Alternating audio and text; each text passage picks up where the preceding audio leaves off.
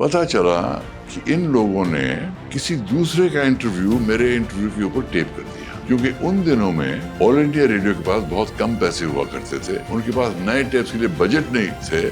कबीर बेदी दूरदर्शन में काम करते हैं, वहाँ पे चीज़ें वर्कआउट नहीं हुई। फिर वो ना आंखों में बड़े सपने लगे, ऑल इंडिया रेडियो जाते हैं। ऑल इंडिया रेडियो में वो काम कर रहे होते हैं और उस वक्त का एक बहुत ही फेमस रॉक बैंड था द बीटल्स, आप लोग जानते होंगे।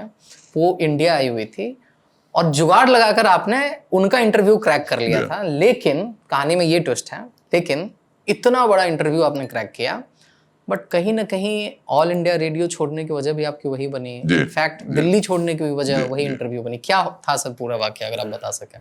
देखिए, मैंने ऑल इंडिया रेडियो में इसलिए काम शुरू किया क्योंकि मेरे पेरेंट्स के पास पैसे नहीं थे और मार्क्स तो मुझे मिले और मैं सेंट स्टीवेंस कॉलेज में दाखिल हुआ, जो उस वक्त सबसे माना हुआ कॉलेज था हिंदुस्तान में।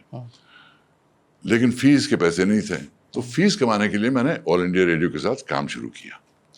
तो ये बीटल्स का किस्सा आपने बताया, किस तरह जुगाड़ करके मैंने उनको प्रेशर लगा के सफेद झूठ बोल के प्रेशर करके इंटरव्यू हासिल कर लिया। गवर्नमेंट का धमकी दिया गया था, सरकार की धमकी दी थी आपने। मैंने कहा, मैनेजर को कहा, ये सरकारी कमांड है, मैं सरकारी रेडियो स्टेशन के काम कर रहा हूँ और उन्होंने अनाउंस कर दिया है कि बीटल्स का इंटरव्यू आज शाम 8 बजे होगा, आज 10 बजे होगा। खैर, this story of the Beatles ended badly because मैंने उनको टेप दिया, उन्होंने ब्रॉडकास्ट किया। एक हफ्ते बाद मैं उनके पास पहुंचा और मैंने कहा कि साहब आप एक कॉपी दे दीजिए मेरी टेप की। तलाश हुई, ढूंढने की कोशिश की, कोई टेप नहीं मिला। तो इंक्वायरी शुरू हुई, टेप कहाँ चला गया। पता चला कि इन लोगों ने किसी दूसरे का इंटरव्यू मेरे इंटरव्यू के ऊपर टेप कर दिया, क्योंकि उन दिनों में ऑल इंडिया रेडियो के पास बहुत कम पैसे हुआ करते थे, उनके पास नए टेप्स के लिए बजट नहीं थे, इसलिए वो पुराने इंटरव्यू के ऊपर दूसरों के इंटरव्यू टेप किया करते थे और मेरा इंटरव्यू इसका शिकार बन गया। जबकि आप आई लॉस्ट दैट इंटरव्यू, जो मैं दुनिया भर के नेटवर्क्स को बेच सकता था, लेकिन लॉयल्टी की वजह से मैंने ऑल इंडिया रेडियो को दिया। लेकिन ये इतना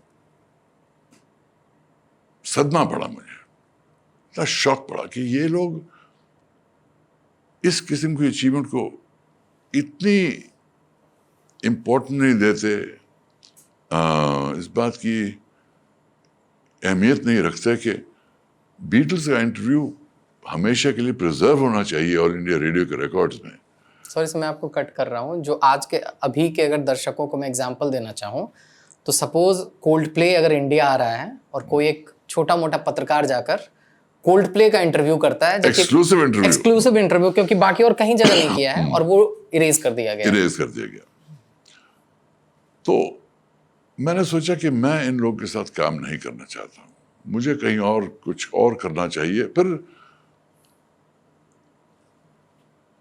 इंग्लिश में कहते हैं ना, every cloud has a silver lining.